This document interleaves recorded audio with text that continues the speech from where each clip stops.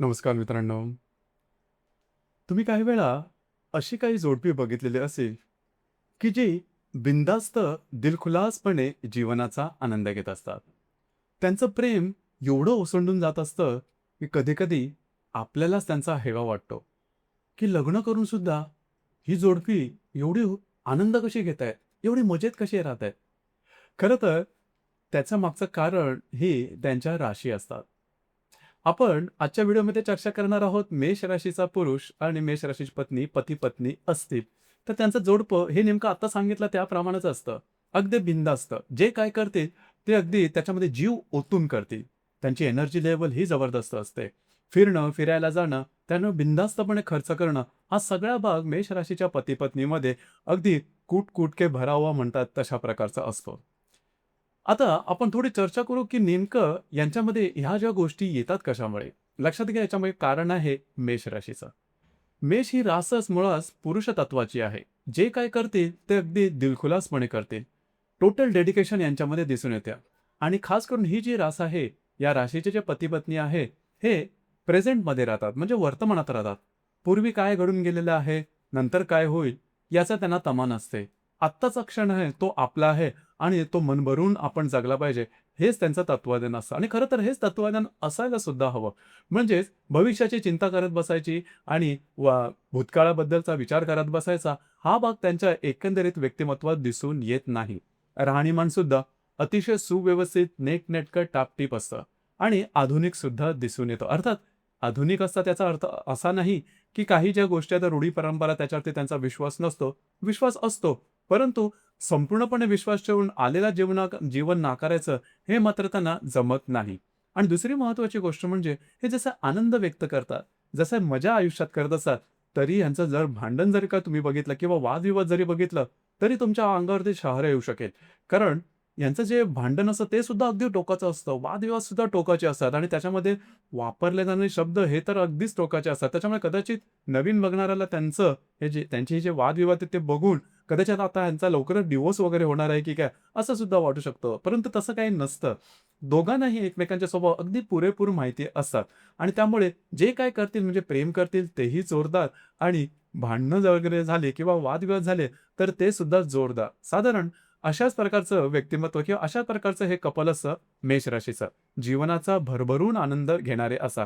अर्थात हा जो आनंद आहे, हा आनंद पहिले 4-5 वर्ष अगदी जबरदस्त असतो. हळू वैवाहिक जीवनाची वर्ष जशी वाढत जातात, तसतसा यांचं जे कुटुंब असतं ते मोठं होतं आणि कुटुंब मोठं झालं, की अर्थातच त्याच्याबरोबर येणाऱ्या जबाबदाऱ्या आणि थोडीशी मॅच्युरिटी वयानुसार हे सुद्धा त्यांच्यामध्ये येते आणि त्यामुळेच वैवाहिक जीवनामध्ये थोडेसे वेगवेगळे प्रॉब्लेम सुद्धा येऊ लागतात. जसं की आपण चर्चा करतो आहे, की 40शी नंतरचे जे कपल आहेत, मेष राशीचे पती-पत्नी यांच्यामध्ये नेमका काय बदल होतो? लक्षात घ्या, विवाह करण्यामागे सगळ्यात महत्त्वाची जी गोष्ट असते ती म्हणजे कामभावना. ते कामभावना ही थोडी महत्त्वाची असते. तत्पूर्वी या राशीमध्ये येणारी जी नक्षत्र आहेत त्याबद्दल सुद्धा थोडा विचार करू. बऱ्याच वेळा तुम्ही बघितलं असेल, की एकाच राशीची माणसं यांचे स्वभाव मात्र वेगवेगळे असतात. त्याचं कारण नक्षत्रामध्ये दडलं आहे. आता मेष राशीबद्दल सांगायचं झालं तर मेष राशीमध्ये एकंदरीत 3 नक्षत्र आहेत. अश्विनी, भरणी आणि कृतिका. तिन्ही नक्षत्रांचे जे स्वभाव गुणधर्म आहेत, ते थोड्याफार फरकाने वेगळे नक्कीच आहेत. अश्विनी नक्षत्राच्या ज्या व्यक्ती असतात, ते अगदी यांच्यामध्ये एनर्जी जबरदस्त असते. नंबर 1 वर राहायला यांना कायम आवडतं आणि थोडासा इगो म्हणतो हा त्यांच्यामध्ये दिसून येतो. अर्थात ज्या व्यक्ती नंबर 1 वर राहण्याचा त्यांचा अट्टास असतो, त्यांच्याकडे इगो हा असतो आणि इगोमुळेच त्यांना ती एनर्जी मिळालेली असते पुढे जाण्याची. आणि कुठल्याही कामात म्हणायचं झालं तरी ही जी एनर्जी आहे ती जबरदस्त दिसते. लीडरशिप क्वालिटीज खूप चांगली असते. दुसऱ्याला जे काम जमणार नाही ते स्वतः करून दाखवतील. लीड बाय एक्झाम्पल मला दिसून येईल. आणि यांचं जे राहणीमान असतं ते सुद्धा इतरांपेक्षा थोडंसं वेगळं असतं. थोडंसं हाय असतं. नजरेत भरण्यासारखं असतं. आधुनिक प्रकारचं असतं. त्यानंतर आपण चर्चा करू थोडीफार भरणी नक्षत्राबद्दल. तर भरणी नक्षत्राच्या ज्या व्यक्ती असतात, यांचा स्वभाव किंवा यांच्या स्वभावाबद्दल थोडं समजणं कठीण असतं.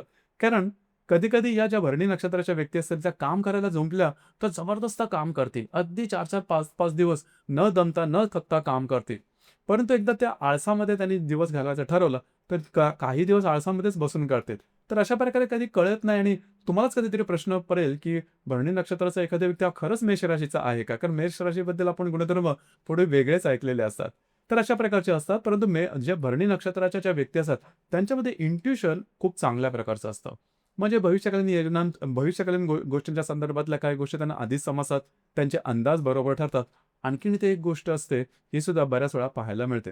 भरणी नक्षत्राच्या ज्या व्यक्ती आहेत, त्यांनी इतरांबद्दल काही वेगळं काही बोलले, म्हणजे थोडंसं वाईट अर्थाने काय बोललं, तर ते मात्र खरं लवकर होतं. तर हे थोडंसं वेगळं आहे, कारण भरणी नक्षत्राचे जे गुणधर्म आहेत, ते थोडेसे वेगळ्या प्रकारचं यमाचं हे या नक्षत्राचा जो स्वामी आहे, तो यम आहे. त्यामुळे अशा प्रकारचे काही वेळेस अनुभवसुद्धा मिळतात.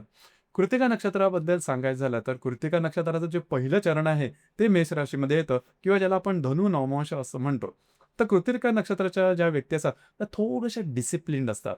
आपलं काम व्यवस्थितपणे करणारे असतात, डेडिकेशन जबरदस्त असतं आणि यांच्या कामकाजामध्ये तुम्हाला एक शिस्त दिसेल आणि ही शिस्त कधी-कधी टोकाची सुद्धा असू शकते किंवा काटेरी, बोचरी सुद्धा असू शकते इतरांसाठी. मग ह्यांचं वागणं, बोलणं हे अशा प्रकारचं असतं आणि ह्यांच्या स्वतःचे असे एथिक्स असतात. एक गोष्ट मात्र नक्की, की कृत्तिका नक्षत्राचे ज्या व्यक्ती असतात, या स्वतःच्या मेहनतीवरती पुढे जाणाऱ्या असतात. दुसऱ्यांची मदत वगैरे घेणं यांना सहसा तसं आवडत नाही. बऱ्याच वेळा कृत्तिका नक्षत्राच्या ज्या व्यक्ती असतात, यांना घरचं सुख कमी मिळणं, आईचं सुख कमी मिळणं, या गोष्टी कधी-कधी येतात किंवा आरोग्याच्या संदर्भामध्ये कापणं, भाजणं, खरचटणं अशा प्रकारच्या काही गोष्टी होऊ शकतात. डोळ्यांच्या संदर्भातल्या सुद्धा व्याधी येण्याची शक्यता थोडीशी जास्त असते. मात्र स्वकर्तृत्वाने पुढे जाणारं हे नक्षत्र जबरदस्त आहे, कर्तृत्ववान आहे आणि या नक्षत्राचा एक स्पेशालिटी आहे, की त्याचे अनुभव येतातच. म्हणजे गुळमुळीत वगैरे हे अजिबात नक्षत्र नाही. यानंतर थोडी आपण चर्चा करू, की विवाह नेमका ज्या गोष्टीसाठी केला जातो, समाजाने त्याला परवानगी दिलेली जाते, ती म्हणजे थोडी कामभावना किंवा आकर्षण. ही सगळ्यात महत्त्वाची गोष्ट आहे. अर्थात यावरती जास्त बोललं जात नाही. परंतु ही फारच महत्त्वाची गोष्ट आहे. कारण जे आपलं प्रेम असतं, ते बऱ्याच वेळा शरीराकडून मनाकडे जातं, काही वेळा मनाकडून शरीराकडे येतं. तर त्याकरता कामभावना ही सुद्धा महत्त्वाची आहे. मेष राशीचे जे पती-पत्नी आहेत, त्यांच्यामध्ये कामभावना ही पुरेपूर असते आणि त्या कामभावनेपोटीच त्यांच्यामध्ये जे अट्रॅक्शन असतं, हे सुद्धा जबरदस्त असतं. त्याच्यामुळे परस्परांचे जे आकर्षण आहे किंवा त्या संदर्भातलं जे सॅटिस्फॅक्शन आहे, ते सुद्धा व्यवस्थित होतं. आता ह्या ज्या सगळ्या गोष्टी आहेत, या सगळ्या गोष्टी 4-5 वर्ष अतिशय व्यवस्थित चालतात. परंतु जसं वैवाहिक जीवनाची वर्ष वाढत जातात, तसतसं यामध्ये थोडा फरक पडतो आणि तो फरक जर का तुम्हाला नेमका समजला, तर एकमेकांना समजावून घेणं 40च्या नंतर सुद्धा हे तसं सोपं जाऊ शकेल.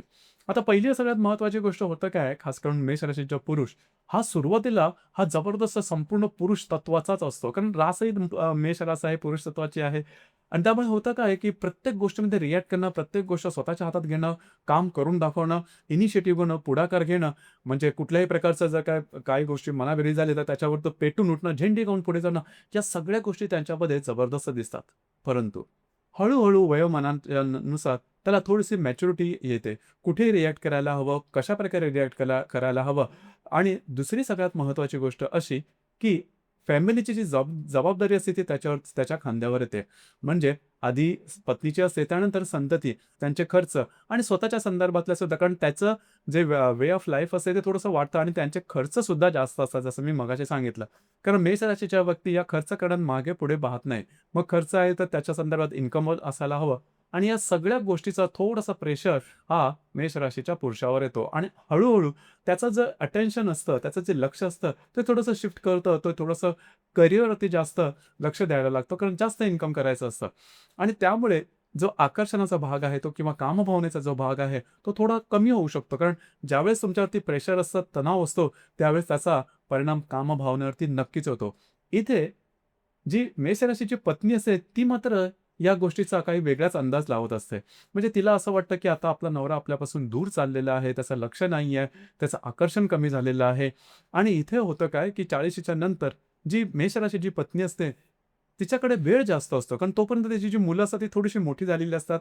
त्यांना स्वतःचं काय करायचं, कसं करायचं हे माहीत आणि दिवसभराचा बराचसा वेळ हा तिच्याकडे असतो आणि ज्यावेळेस तुमच्याकडे बराचसा वेळ असतो, त्यावेळेस अशा गोष्टींवरती थोडासा आपण जास्त विचार करतो आणि काहीतरी निगेटिव्ह थॉट्सच मनामध्ये येतात. आणि यामध्ये सगळ्यात महत्त्वाची गोष्ट होते अशी, की मेष राशीचा जो पती असतो तो कुठल्याही गोष्टी बोलून दाखवत नाही. तो स्वतःच्या मनातल्या मनात विचार करत असतो आणि त्याचं सगळं लक्ष हे आपल्या फॅमिलीला आपण चांगलं जीवन कसं देऊ शकतो याकडे असतं. अर्थातच आपण जास्तीत जास्त इन्कम कशाप्रकारे करू शकतो, इथेच त्याचं सगळं जे विचार असतात ते जोडलेले असतात. आणि इथे पत्नी मात्र विचार करते का हा जास्त बोलत नाहीये मनातल्या मनात, म्हणजे याच्या काय वेगळ्या मनात चाललेला आहे का? हा कुठल्या स्ट्रेसमध्ये आहे का? तर त्याने मला बोलून दाखवावं. आणि मेष राशीच्या पत्नीला नेहमी असं वाटतं, की मी जरी बोलून दाखवलं, तरी सोल्युशन काही ती देणार नाही. तिला मी काय करतोय ते कळत नाही. दुनियादारी तिला माहिती नाही. आणि अशा प्रकारेच गोष्टी या एकमेकांच्या त्यांच्या मनामध्ये दडपून राहतात आणि हळू दुरावा तयार होतो आणि मग छोट्या-मोठ्या कारणामुळे घरामध्ये भडका उडतो. सगळ्यात महत्त्वाचं गोष्ट म्हणजे तुम्हाला एकमेकांशी शेअर करता यायला हवं. इथे मेष राशीचा पती आहे, त्यांच्यासाठी ही गोष्ट अतिशय महत्त्वाची आहे, की जरी तुम्हाला वाटलं, की समोरचा व्यक्ती हा आपल्याला काही सोल्युशन या संदर्भात देणार नाही, तरीसुद्धा तुम्ही त्यांना सांगणं हे गरजेचं राहील. ज्यावेळेस तुम्ही शेअर करता, त्यावेळेस नातं आहे ते अधिक दृढवत होतं. दुसरी महत्त्वाची गोष्ट म्हणजे कायम आपल्या नवऱ्यावरती किंवा पतीवरती तो काहीतरी लपवतोय, तो काही दडवतोय, त्याचं काही चाललंय काय, अशा तुम्ही दृष्टीने मात्र बघू नका. लक्षात घ्या, हे जर का तुम्ही व्यवस्थितपणे पार पाडलं, तर तुमचं जे वैवाहिक जीवन आहे ते अतिशय व्यवस्थित होतं. आणि इथे एक सगळ्यात महत्त्वाची गोष्ट म्हणजे, की 40शी नंतरच एक्स्ट्रा मॅरिटल अफेअर होण्याची शक्यता थोडीशी जास्त असते. त्यामुळे ह्या ज्या गोष्टी आहेत, या गोष्टी तुम्ही नीटपणे पाळल्यात, तर त्या संदर्भात कुठलेही त्रास किंवा कुठलीही घटना घडणार नाही. अर्थात या संदर्भामध्ये वेगळे स्वतंत्र व्हिडिओचे सीरीज आपण काढणारच आहोत, की त्याच्यामागची कारणं काय आहेत आणि त्या संदर्भात नेमकं काय करायला हवं. परंतु आत्ता ज्या सांगितल्या गोष्टी त्यावरती जरी तुम्ही विचार केलात, तर अर्थातच तुमचं जे वैवाहिक जीवन आहे 40शीच्या नंतरचं, ते सुद्धा अगदी व्यवस्थितपणे पार पाडू शकेल. आत्तापर्यंत आपण ज्या गोष्टी पाहिल्या, तुमचे स्वभाव गुणधर्म किंवा जीवनाबद्दलचे विचार, हे फक्त आणि फक्त चंद्र राशीवरून बघितले. प्रत्येक कुंडलीमध्ये चंद्राव्यतिरिक्त सुद्धा बाकी 11 ग्रह असतात आणि हे सगळे 11 ग्रह आपापल्या परीने पत्रिकेवरती परिणाम करत असतात. अर्थात तुमची कुंडली ही संपूर्ण पाहिल्यावर नंतरच त्या संदर्भातलं नेमकं काय आहे ते व्यवस्थितपणे मार्गदर्शन करता येऊ शकेल किंवा तुम्ही ज्या प्रॉब्लेममधून किंवा ज्या त्रासातून जात असाल त्या संदर्भातले निश्चितच मार्गदर्शन करता येऊ शकेल.